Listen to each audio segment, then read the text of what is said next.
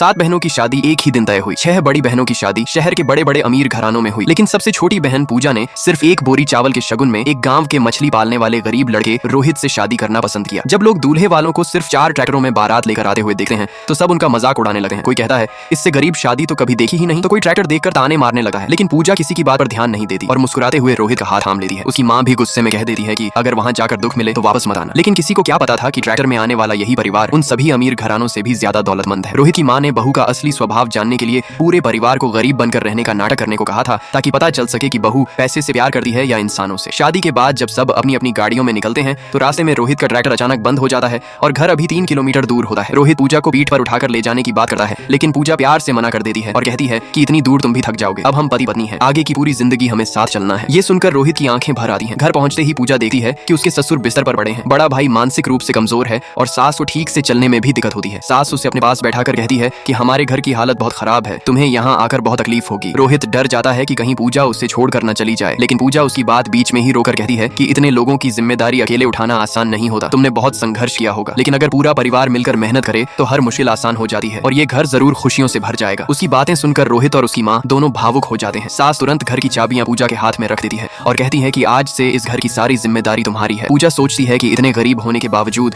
ये लोग मुझ पर इतना भरोसा कर रहे हैं, जबकि सच तो ये था कि करोड़ों अरबों की दौलत अब उसी के भरोसे होने वाली थी। अगले दिन सास ससुर उसे सच्चाई बताने की सोचते हैं, लेकिन जैसे ही पूजा बाहर आती है टेबल पर लॉबस्टर, सी ककड़ी और एबेलोन जैसे महंगे सी फूड देकर तुरंत कहती है कि मेरे लिए इतना खर्च मत किया करो, अब मैं इस घर की बहू हूँ, जो भी मिलेगा खुशी से खा लूंगी, आगे से इतने महंगे खाने मत खरीदना। उसकी सादगी देकर सास फिर सच बताने की हिम्मत नहीं जुटा पाती। रात को रोहित का असिस्टेंट खिड़की से अंदर आकर कंपनी की रिपोर्ट देता है और खुशी खुशी बताता है कि पिछले क्वार्टर में कंपनी का मुनाफा 3000 करोड़ रुपए पहुंच गया है। तभी पूजा वहां आ जाती है और हैरान होकर पूछती है कौन से 3000 करोड़। ये सुनते ही पूरे परिवार के होश उड़ जाते हैं। सब तुरंत बात संभालने के लिए दौड़ पड़ते हैं। सास जल्दी से कहती है कि ये गांव के सरकारी ऑफिस का कर्मचारी है जो गरीब परिवारों की मदद करने आता है, और बड़ा भाई भी बात बनाते हुए कह देता है कि हमारे घर की हालत खराब है, इसलिए अधिकारी अक्सर मदद देने आ जाते हैं। लाइक सब्सक्राइब कर देना, भगवान आपको बहुत खुशी देगा।